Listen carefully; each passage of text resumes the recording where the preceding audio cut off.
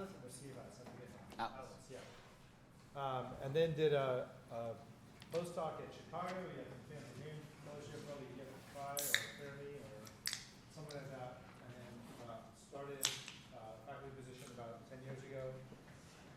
And has been continued working on high energy physics, but also working on accident detection, and also moving into machine learning applications and instrumentation and all that.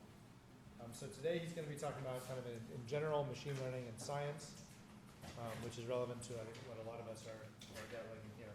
So take it away. Thanks. Hi, everybody. So I understand that this audience is often, a little bit more focused on astronomy, astrophysics, and a variety of related subdomains. So apologies that I'm going to be using a particle physics context to deliver what, as Joaquin said, hopefully a more general message.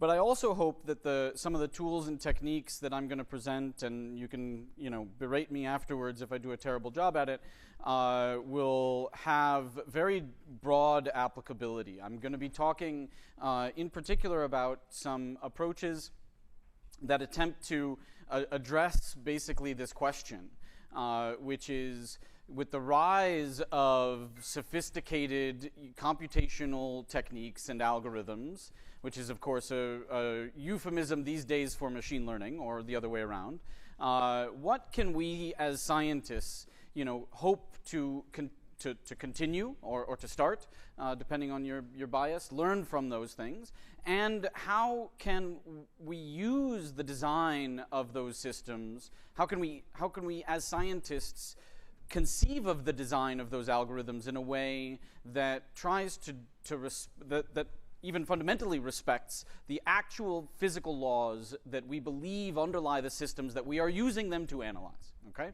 I like to stick some, not provocative, but hopefully curiosity-inspiring pictures right on the first slide to try to hook you in.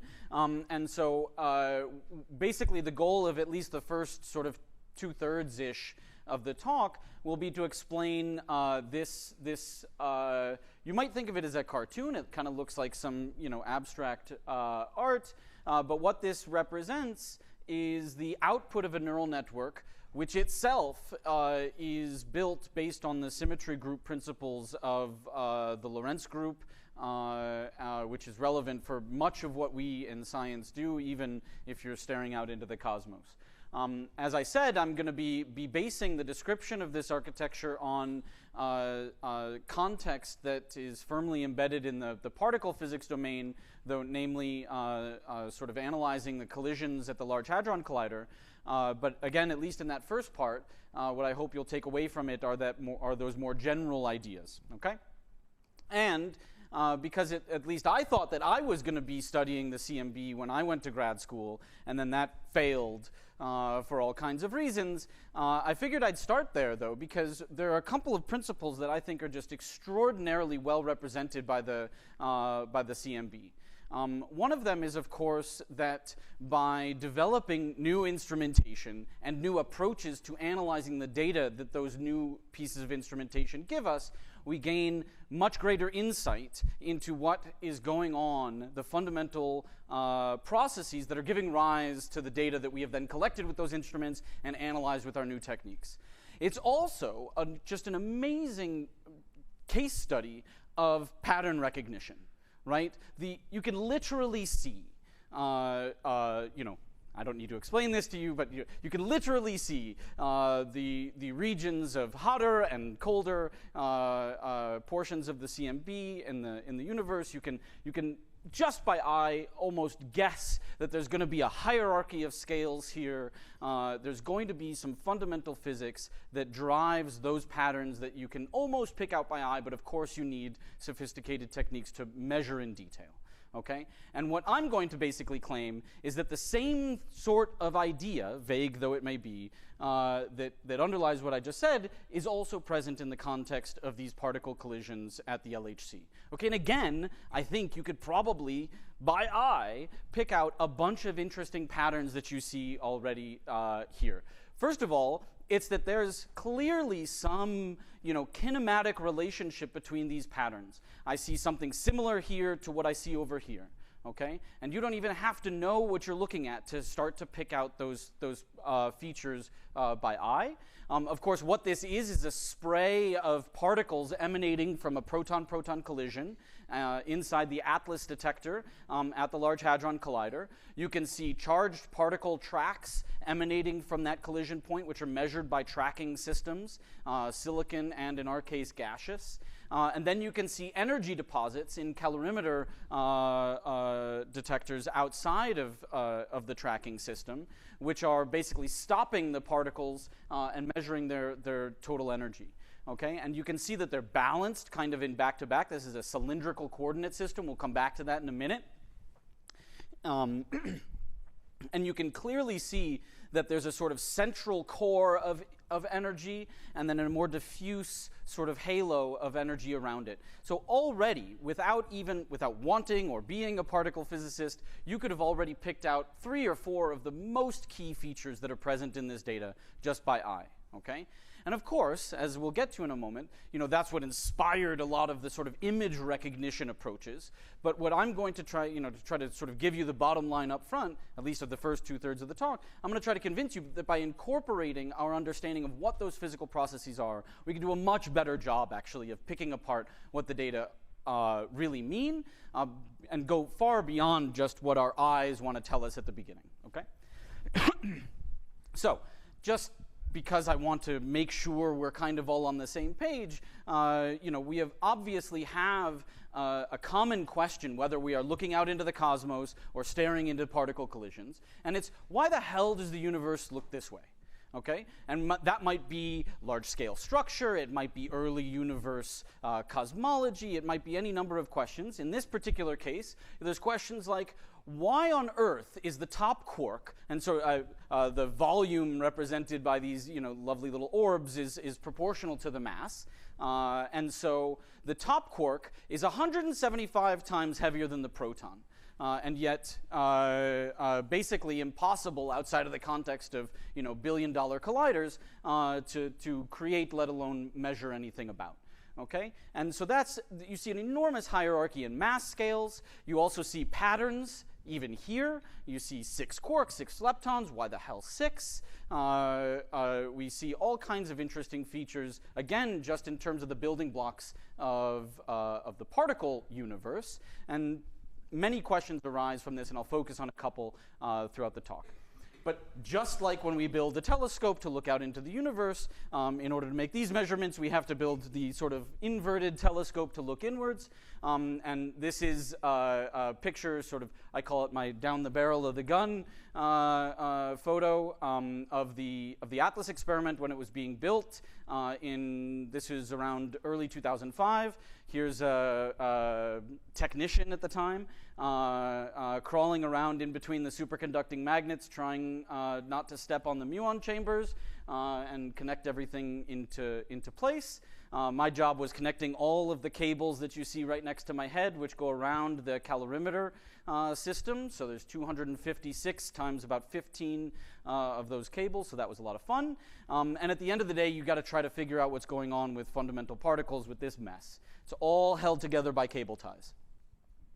Okay, but when we unroll that, when we start to do our data analysis, we need to represent the information collected by that detector system in a way that we can analyze, and hopefully, again, as I'll try to continue to convince you of, in a way that respects the fundamental physical structure of the data themselves. That is, the processes that gave rise to those data. And so you can see a sort of slice, end on, of the detector here. I'm not going to go through all of this. My point today is not to teach you about how to build these instruments, but I want to tell you some key features that we're going to use later on when we analyze the data and throw some of these fancy algorithms at it. And so one of the things that I want to highlight is that we get kind of sprays of particles and energy coming out. Okay, as the charged particles ionize let's say the gas in the transition radiation detector, you get information. We also then collect energy deposits in the calorimeter outside of it, and it's a bit messy because neutrons and protons in particular, hadronically interacting particles, are going to create sprays of sort of nuclear fragments and so on. And so there's a huge process, just like putting together survey data, of first cleaning up the information and putting it in a form that you can use. And ultimately, what we're going to be looking at are basically 4 momenta, so individual, 4 vectors that kind of represent, if I were to take this image, a proton or a neutron, and so on. In reality, what it represents is, energy deposits in each of these pieces of the detector, and then people often stick these on a grid-like representation. Image-based recognition starts to immediately come to mind, and that's certainly what this paper did. But I also want to highlight that these sorts of sprays of hadronically interacting particles create what we call jets. And what that means is that we get a whole cluster of such particles coming out all in one more or less collimated direction, and that's going to form the focus of the intermediate part of most of the talk. Okay, let's see, maybe I'm too far. There we go. So also, just because we're here and we all care about data, I want to highlight that, of course, we have to do this, but we have to do it in 4 dimensions and 40 million times a second. Okay, so anybody who's not familiar with the Large Hadron Collider hopefully will be suddenly very impressed. So 40 quadrillion total collisions, or give or take, petabyte per second of raw data. Obviously, we don't write all of that to disk. We have to make all kinds of terrible decisions in the process to decide what we actually save. Actually, this slide is old now. It's probably more like 320 petabytes of data recorded to disk in the last decade.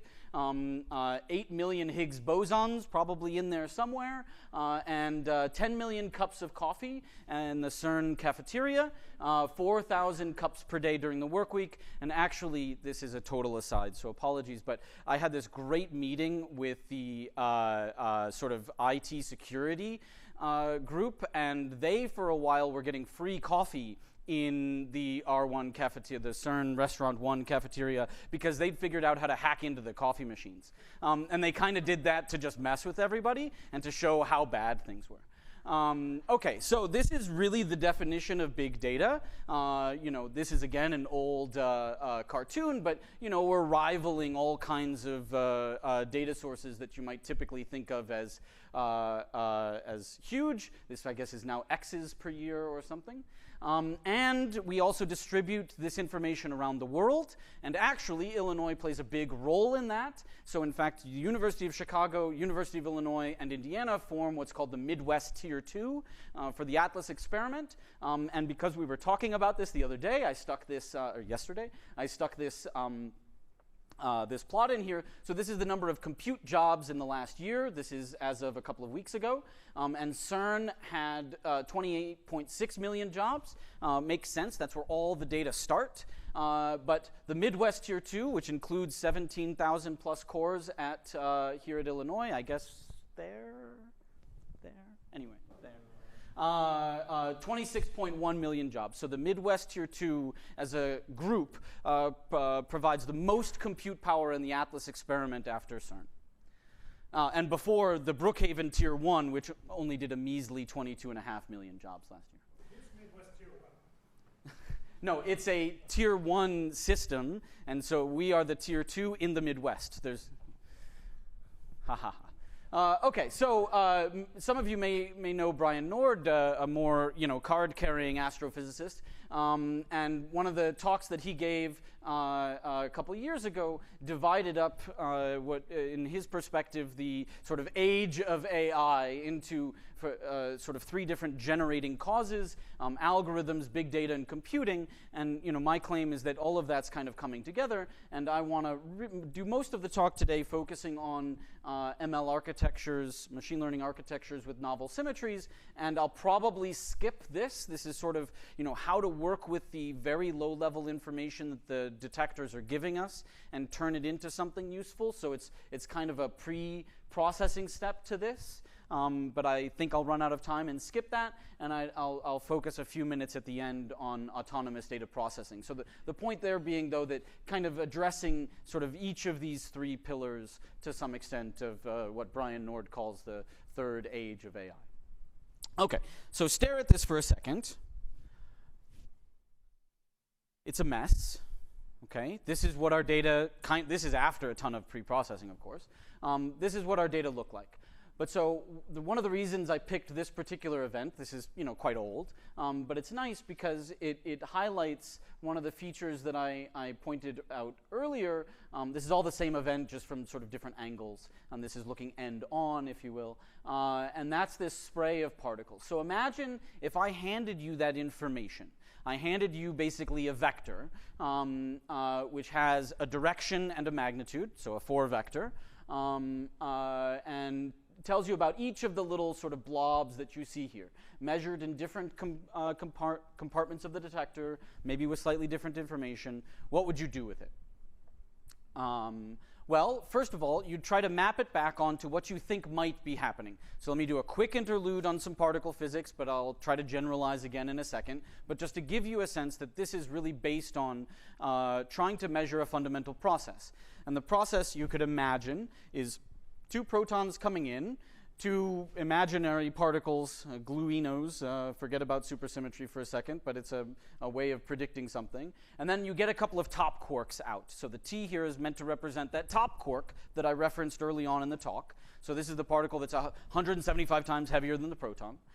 Interesting in a lot of ways, in particular for maybe the fact that its high mass is related to some new physics process. So that's why people are like, oh, let's focus on top quarks. And this is work from a couple of my students and postdocs. But immediately what happens is you realize that the top quarks aren't the things that you will actually see in the detector. In fact, what you will see are blobs of energy, these particles that I handed you, these 4 vectors, which you've just drawn on a 2-dimensional cylindrical geometry for ease of viewing in a talk. And what you want to do is you want to map this back onto what actually happened. Okay, so you got these dots in your detector, and then someone else came along and drew these colors on top of them. Someone else came along, actually a lovely algorithm that I'll describe in a second, and said this belongs to a W boson, this belongs to a gluon, which came off the top quark, or so. So you try to basically map what you've observed onto some prediction that you think generated those data. Okay. And so people realized that this was a great problem to throw in 2010, 2011, 2012, around that time. The newly, realized, not new, but newly applied set of tools based on convolutional neural networks. Okay, and again, I grabbed a screenshot of Brian Nord describing this in the Enrico Fermi Institute. And so this was a great advance at the time. Okay, so this is now from this back in 2018. This picture up here is from 2019. A lot of the work started earlier, but this was a nice set of images to highlight it. And it's where, okay, I take my cylindrical geometry, basically the z-axis of my cylinder and the azimuthal angle. I'm going to put that list of particles that I handed you on that grid, and then I'm going to throw, our newly found convolutional neural network apparatus at this, just like we did for, recognizing the letter A. Okay. Actually, that works beautifully, except that you have to do a ton of pre-processing because the data that I gave you aren't just sitting on a 2-dimensional system. They aren't just a letter on a page, okay? And so people started to get more and more clever. So this is actually Yoni's friends back on the east side of the country at Harvard. So Matt Schwartz, Eric Matoviev, and Patrick Komisky. So they took this idea and they elaborated on it a little bit for trying to tell the difference between quarks and gluons. So this worked very well.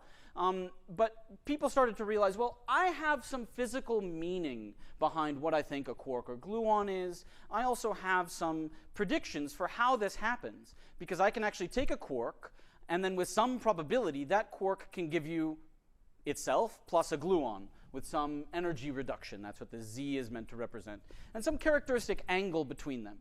So we have a lot of information for how we might see a quark or a gluon in our data based on what happened.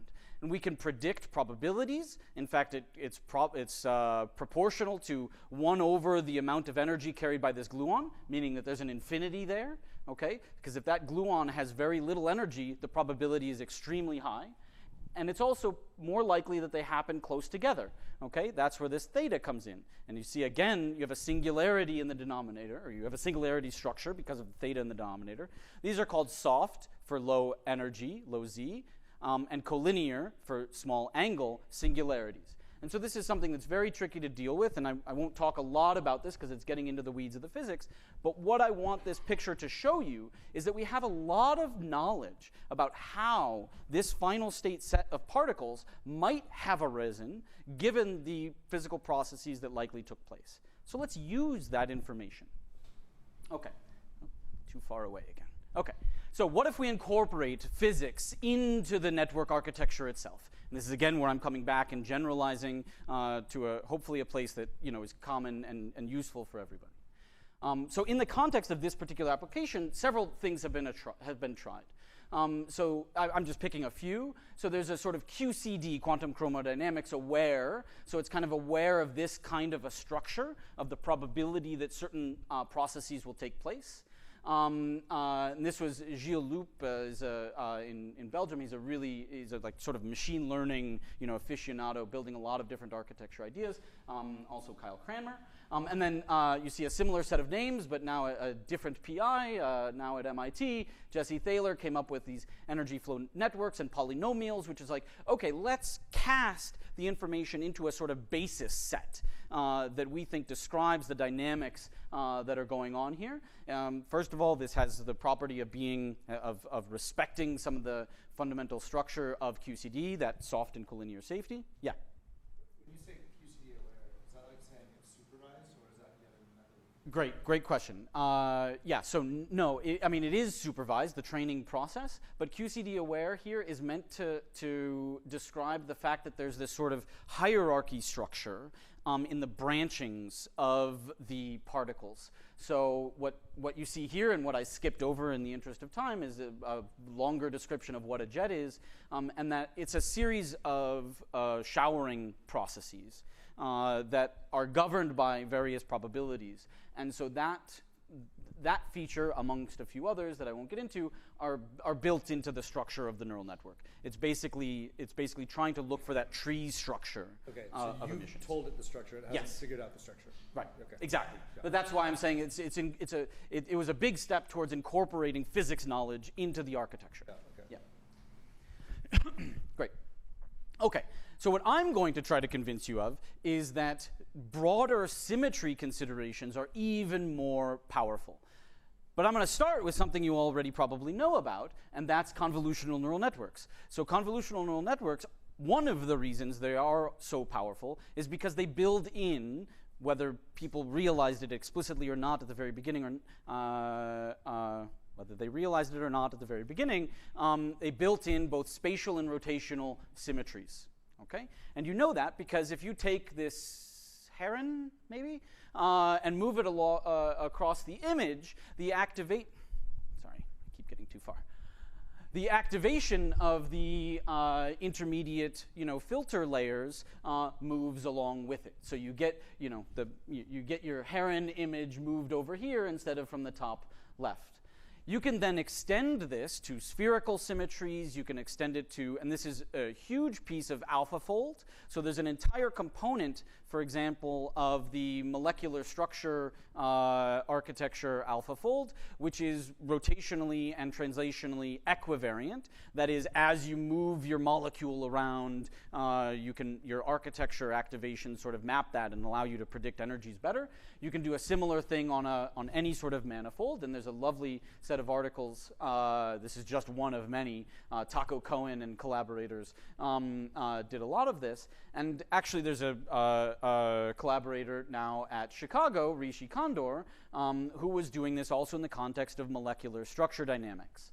And so what I'm going to try to convince you of is that by incorporating physics symmetries, you can reduce the number of learnable parameters, reduce the number of training samples, improve generalization and regression ability. That is, you can do more than just telling the difference between cats and dogs. You can maybe measure how big your cat is or how big your dog is.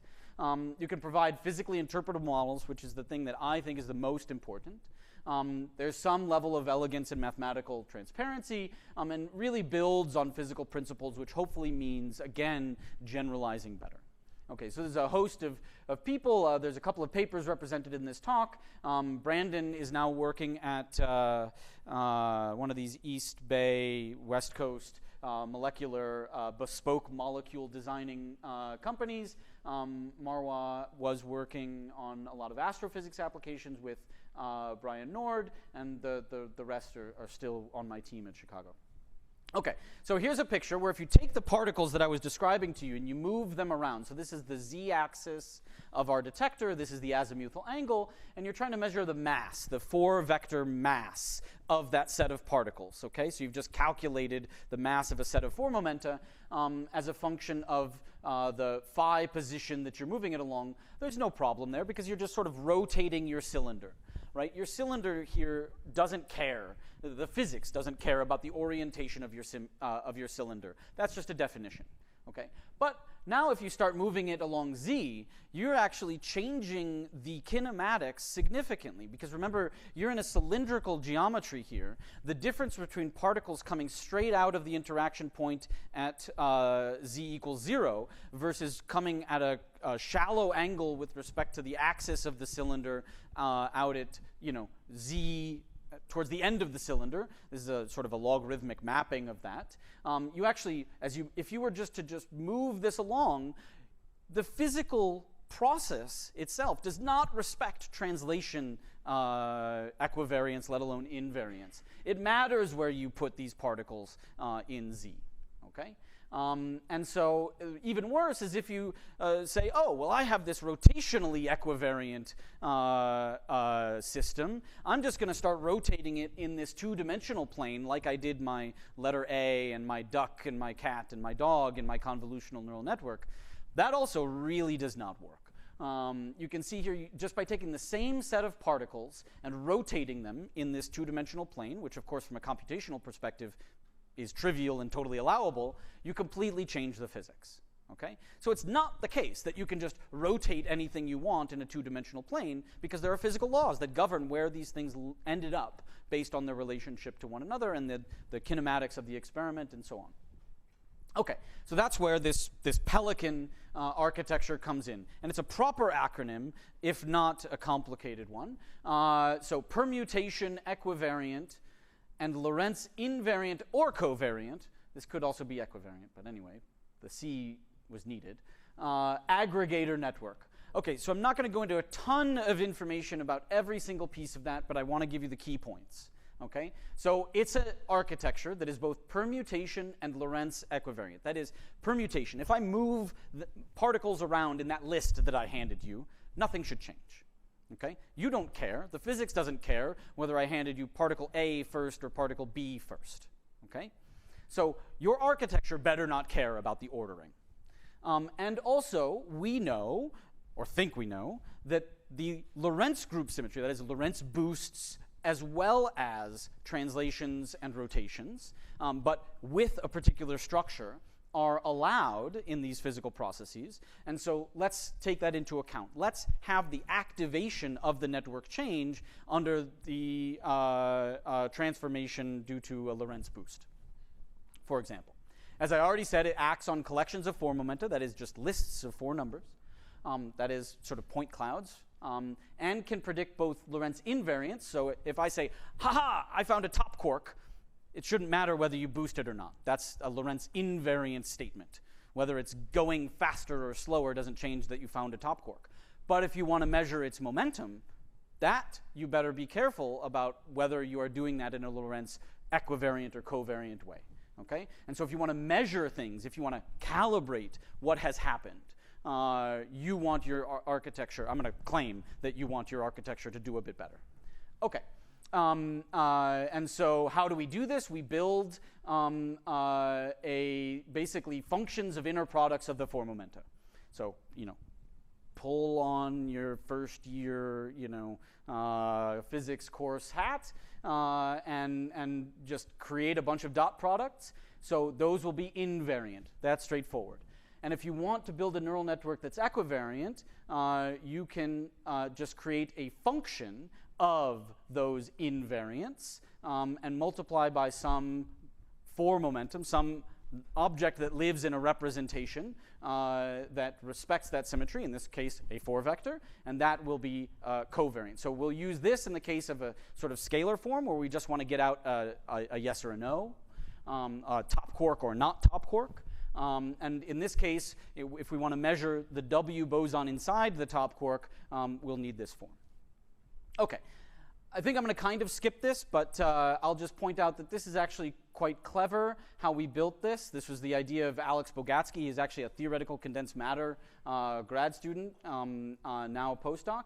And so we basically have a 15-dimensional basis set in the intermediate layers, which allow this to be permutation equivariant as well. Again, that means that if you swap the order of particles, you can see that, but it has no effect in the case, for example, of the tagging setup where we just want a yes or a no answer out.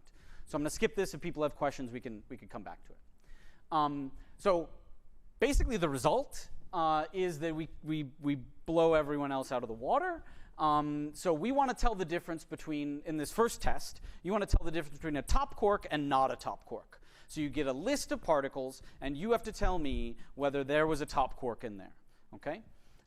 So we trained this architecture to do that. We did a first version of this sort of 2 years ago. We called it the Lorentz group network. And with 4,500 parameters, we were able to be competitive. That's this line here on a receiver operator characteristic. But here you see background rejection. So that's how much noise you throw away. So this is 1 over the false positive rate as a function of the signal efficiency, or sort of the true positive rate. So you want to be as far as you can get on the right side of the x-axis and as high as you can get on the y-axis. But we weren't doing the best, okay? And what we did was we simplified the intermediate layers. We put in this dot product matrix, basically, and went back to the drawing board and were able to train a bit more, and so on. And so now what you can see is this is Pelican, so still Lorentz group equivariant. In the meantime, some competitors / collaborators came out with LorentzNet, which is very similar to basically the intermediate point between the Lorentz group network and Pelican. And they do just about equally well as Pelican, but we'll see more in a second. But Pelican has 45,000 parameters. Compare that to 500,000 of the sort of leading effort in this arena with ParticleNet. So with a very small number of parameters, although a factor of 10 more than where we started a couple years ago, we're getting, state-of-the-art performance. But I would say that's not all that interesting, is my claim. It's great that you can tell top quarks from not top quarks, but as I've been trying to convince you, we want to build something that's even more generalizable, and we want to go to an interpretable statement based on the network output of what has happened. Doing a simple classification task is probably not the best place to explore that capability, because you're just trying to say yes or no. So we were like, well, let's try to pick something much more difficult. And we were like, okay, first of all, this is where this is all coming from. I'm an experimentalist, so it's like I want to remind myself, and you, I guess, at every stage that, there's an enormous number of experimental issues that go on between, our Feynman diagram and, my plot at the end of the day. And coming up with a way of actually improving that whole pipeline is key. And so we were like, okay, can we turn this network into something that will allow us to calibrate or measure or improve the measurements of not just a yes or no question, but the kinematics of the information that we're collecting, okay? So that's where we're going. And so we wanted to basically turn Pelican into a 4-momentum measurement device. So, for the machine learning speak, this is a regression task instead of a classification task. And so what's the question here? It's given a top quark, this guy, from a fully hadronic top quark decay, that is, at the end of the day, you get quarks out, not leptons.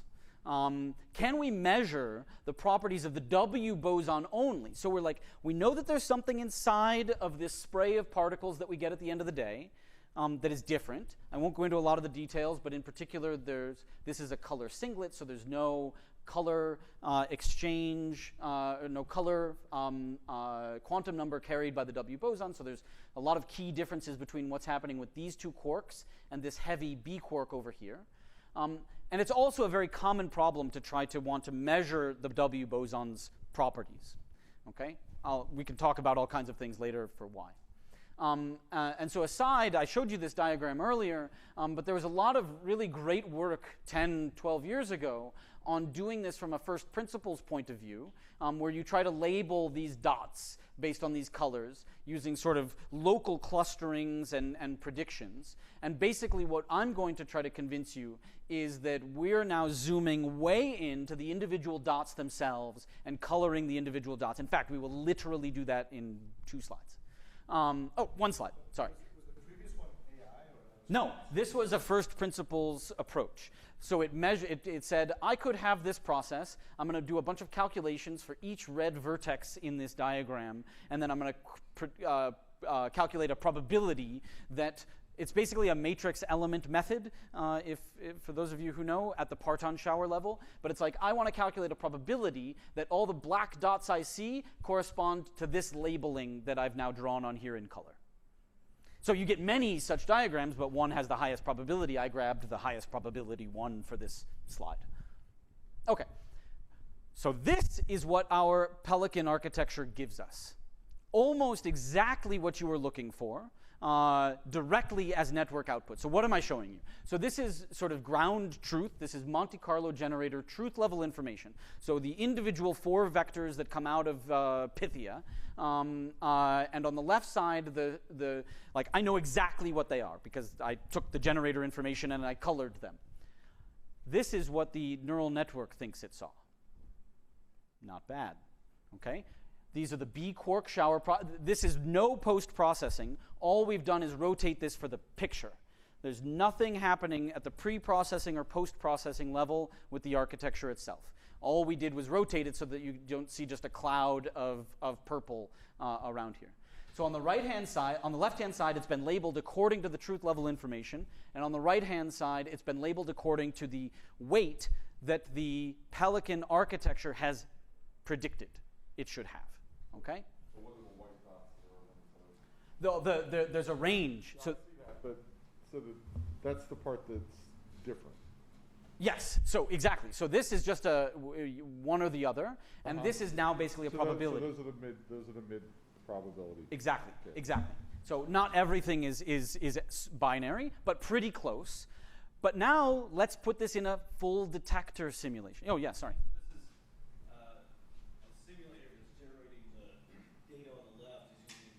Same physics models as you're inputting to Pelican on the right. Mm-hmm. Not to downplay anything here, I'm just making sure that, if, like, as opposed to the real scenario where there are physics we don't understand that may be changing the result in a way here. Right, and I will get to that. But now you say, okay, great. You have this super clean, no noise, no smearing, no nothing going on. You used cute, but show me some detector emulation. So that's that. So this is now after detector emulation, but where we've taken individual like calorimeter cells, used the Monte Carlo information and said that calorimeter cell came from something that was a W decay product. That calorimeter cell came from something that was a B decay product. So we were able to label all of the calorimeter energy deposits with a binary label using the truth information for this picture. And on the right-hand side, we do exactly what I did on the previous slide, but with the detector simulated information. And all the colors here are generated by the architecture itself. So again, it's telling you, you trained me to find W bosons. I'm going to downweight anything that I think is a B quark and not your W boson. And I'm going to optimally weight the decay products, the particles, the energy deposits that I think are part of the W boson. And so then if you plot, for example, you want to measure the mass of the W boson, Here, there's a bunch of details, and I'm already running out of time. But you can see sort of a competitor method. It's a Johns Hopkins tagger. It's not a machine learning-based tagger, because there are no machine learning-based taggers besides this one that do this task. But this was a leading approach to achieving this sort of a result for a long time. Here I have truth information. I have 30 plots in the backup if you want to chat for another 4 hours. But you can see that our Pelican method is doing an amazing job. Now, there are cases that are down here at low mass, but that's where the W boson decay products weren't all there in the first place. Some of them got lost. And so we're actually finding those and measuring them appropriately, because this is the W boson mass here. Those don't have the W boson mass because you didn't get all the W boson decay products. So you shouldn't get the W boson mass, and we've confirmed this, and I have backup slides that talk about it. But even if you just predicate the measurement of the Pelican, the measurement that Pelican gives you on those cases where the Johns Hopkins tagger did a good job, we're still significantly improving the precision of the measurement that you get out. So not only is it telling you what particles should belong to the W, but it's doing an excellent job at calibrating, essentially, your measurement in a physics-informed manner. Okay, so I told you I'm going to skip this intermediate section. I got very excited and put too much in there. This is something that Jan Offerman did, which does use convolutional neural networks, but this is for low-level, like, I want to try to interpret whether my detector screwed up or not to infer the fundamental physics process at this stage. Works very well. And instead, what I want to focus on in the last 5 minutes, I'm going to skip that, is the fact that to get this data, we have to deal with that deluge of information that I gave you a snapshot of early on. Okay? So this is now taking like 10 steps back and saying, wait, how did we even get these data in the first place? You told me you had to throw away 99.99% of the data because it was just too much. How did you decide to throw this data point away and not that one? Aren't you going to aren't you biasing your result as a consequence? And the answer is yes, of course. And you want to try to bias it in as meaningful a way and interpretable a way as possible. And so we build this complicated sort of sequence of data processing, this complicated data processing pipeline, which has a sequence of different steps, including a very fast real-time trigger or data filtering step, which operates at a latency of about 1 microsecond. Okay, that's because we have memory that can hold the data for a couple bunches, that is a couple groups of protons that pass through the detector before we decide which one to keep and which one to throw away. So we have a little bit more than the usual 25 nanoseconds to make the decision, but not much more. This is one of the boards that I'm responsible for. And so the question is, how do we actually achieve this processing pipeline? So we have to have data reduction levels of sort of 10 to the minus 5 to satisfy the bandwidth constraints. We have very fixed latency algorithms. That is, you can't on this event take a couple extra nanoseconds because you were tired. You don't have a choice. You have a fire hose that you're drinking from, and if you don't keep up, you're going to fall over. And you have to deal with data from a variety of different front-end sources, a variety of different sensor types.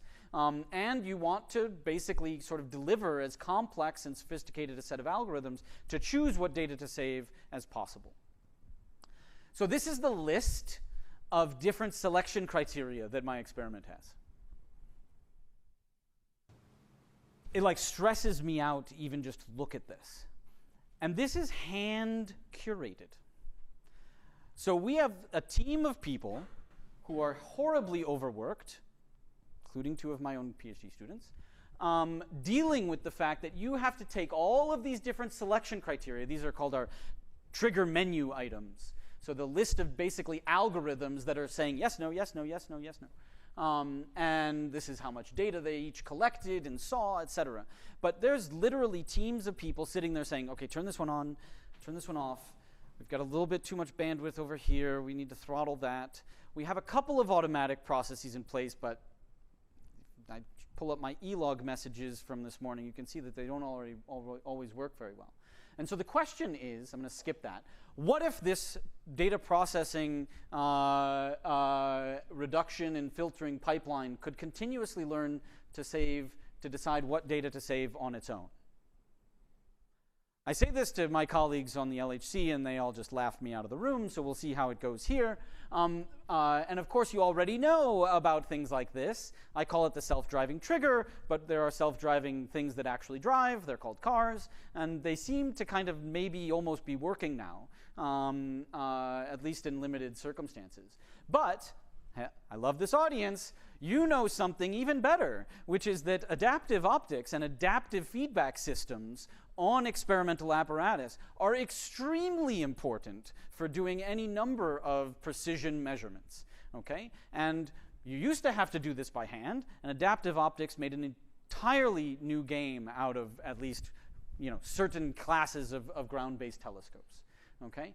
And so the idea, and this was also something that Brian Nord has talked about in the context of observational cosmology and astronomy, is to try to kind of get the human out of the loop in some of these cases. And that makes a lot of sense in the case of a telescope, right? You want to decide where to point, what's the optimal way of getting there, what do you scan in the process, and so on and so forth.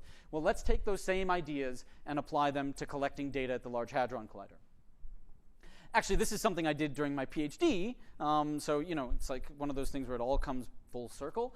I worked actually with the accelerator team of the LHC to do an online beam spot measurement. That is, what's the best accelerator beam position monitor you have? Well, this giant experiment that you built around the accelerator. And so what if you can use the information from that detector in real time to feed back to the people controlling the accelerator and say, oh, it's a little bit off. So here you can see, actually this is just a more dramatic example, but the width of the beam in the vertical direction, which dictates the luminosity, basically how many events per second occur, as a function of time. And so I put in place this algorithm that would basically do continuous updates, well, with some sort of sliding window, and then say, oh, it's shifted, it's broadened based on the physical principles of the protons burning off in the accelerator, and it's actually gotten smaller and then grown. And so we want to incorporate that information in our algorithms because we have algorithms that depend on how wide the beam is, for example. So he said, okay, well, let's apply this to this horrific menu of trigger selection ideas that I presented.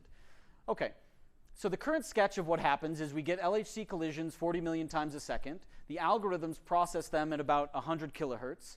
The trigger menu that I showed you, that ridiculous list, brings that down to about 1 kilohertz. And then it takes days to analyze at best the data. And then if you want to update the algorithm, some poor grad student is sitting somewhere analyzing all of this, spending weeks if not months to say, oh, we can tweak this a little bit to save a little bit of bandwidth here. And there are reasons for this.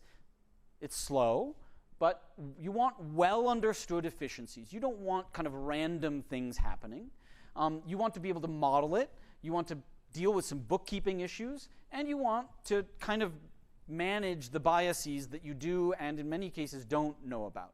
And so there's a reason why physicists are like super cautious and conservative, but maybe there's also room for improvement.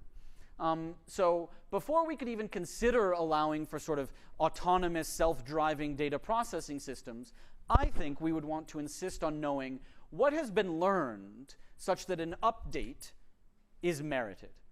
You told me you wanted, what we used to do is spend a week listening to my grad student tell me why we should change the algorithm. We did that for a reason, I want that, but I want it to take 2 minutes, not a month. No offense. And so I need some version of interpretability. I need the algorithm to tell me, what did you learn, and why do you want to update based on what you think you learned? And we want to know what the sort of impacts of those updates are. Are you just tweaking something and you're going to get a 10 to the minus 6 improvement? Or are we going to get, a major improvement in the bandwidth on this particular optical link? Okay? So there's some version of this already in the experiment. It's called an automatic prescaling. I'm not going to get into the details, but it's very rudimentary. It's the thing I referenced earlier that doesn't quite work. And so postdoc Cecilia, my PhD student Kristen Dona, actually a undergraduate from Illinois, which is partly why I also included this. He's now in grad school and I can't remember where. And computer science faculty at Chicago decided that we would try to codify these ideas. So what has been learned such that an update is merited? We need to interpret the output of the algorithm and sort of get a statement about what the most important information was and what are the impacts of those updates. That is a sort of cost-aware optimization, which is a standard approach in a lot of computer science. Okay? And so given the definition of the resource cost, how can we optimize it and how can we decide what that may be?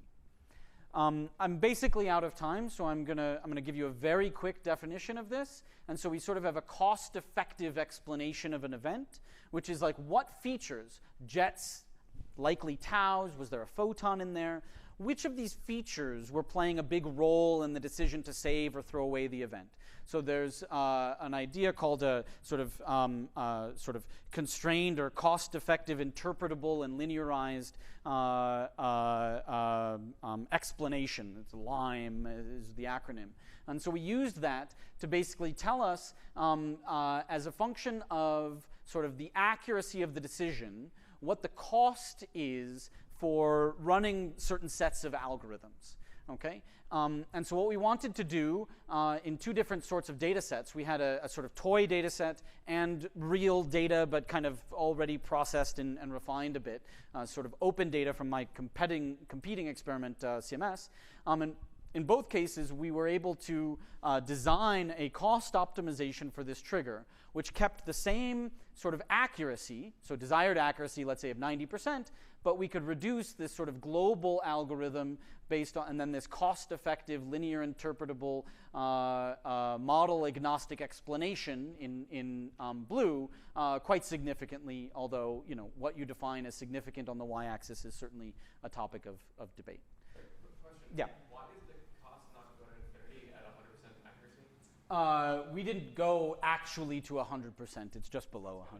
Yeah, it does diverge. It becomes a little bit more clear down here. Okay, and one of the things that we did, and I'll try to wrap up, was that we tried to also model the cost using all the different sort of types of algorithms that are run and look at the overlap. There's an enormous amount of redundancy and inefficiency in this system. So you have basically like decision-making features on the x-axis. This is kind of this is almost like a mutual information type plot. And so what you see is there's a huge amount of mutual information in different sets of algorithms. Are these really all necessary to be executed, is the question? The answer is probably pretty obvious. The answer is no. But you need to understand how and why and when to execute certain algorithms based on information that's in the data. So that's where we're going. We're kind of at the nascent stages of this. And we're actually now working with several colleagues at Fermilab, Nyan Tran, Jennifer Nagyuba, and Christian Herwig, is actually a UChicago undergrad, on how to build this into the hardware. So actually, Jen has worked on this amazing anomaly detection approach in FPGAs that we're incorporating into all of these ideas.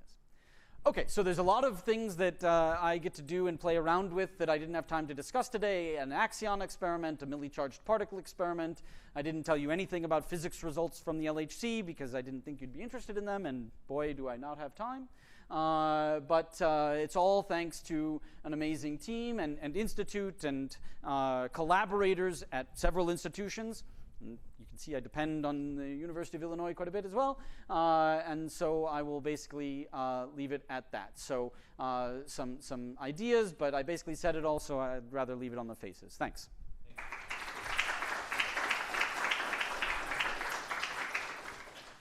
Question for David? Probably make me sound stupid because it's a little overwhelming. But if you, so you want to include the physics models in this machine learning process so that you can understand the results in a meaningful way. And It's not so much the models themselves. I think I only realized this after I then started talking after your last question. It's the symmetry. It's not the model. It's not that I've said that there's a W boson in the data in the architecture. It's that I've said that whatever the data you're looking at, Pelican, are, they respect Lorentz group symmetry. That's it. Oh, okay. Okay, and then the interpretation is not then a validation of, say, lattice QCD that you're using. It's just that you can figure out what the data are.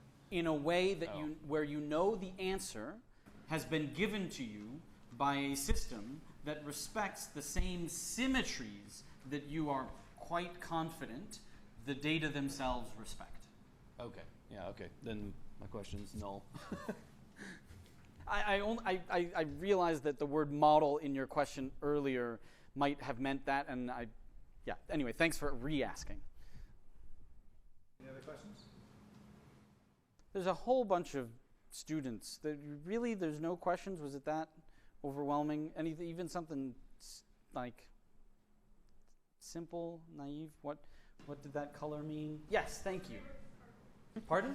What's your favorite particle? The gluon, because it's ridiculous. There's 8 of them, because there's different colors, and it has this crazy symmetry group structure, and they can be created out of nothing. There's an infinite number of them. They're a boson, so I'm a friendly person, so they like to hang out with their friends. All kinds of reasons. Yeah? Can you talk more about the anomaly detection project? Oh, yeah, sure. Thank you. So basically, the idea here, so this is a much more expansive concept. I could have given the entire talk on this, but I wanted to give almost the entire talk on the other subject. And so the idea here is, coming back to this question. Well, what are we trying to do? At some level, we're trying to win a Nobel Prize. We're trying to discover new physics, right? We want to discover dark matter made in the collider. You guys want to discover dark matter out in the cosmos. We all want to discover dark matter. Let's just focus on that for a second. Well, great. You built this data processing pipeline based on all the stuff you already know about. What happens when we start producing a bunch of dark matter, which is any day now going to happen? Well, that is going to look anomalous with respect to the models that we have for what processes, the standard model, for what processes should be occurring. And so the idea here is that not only do you want to deal with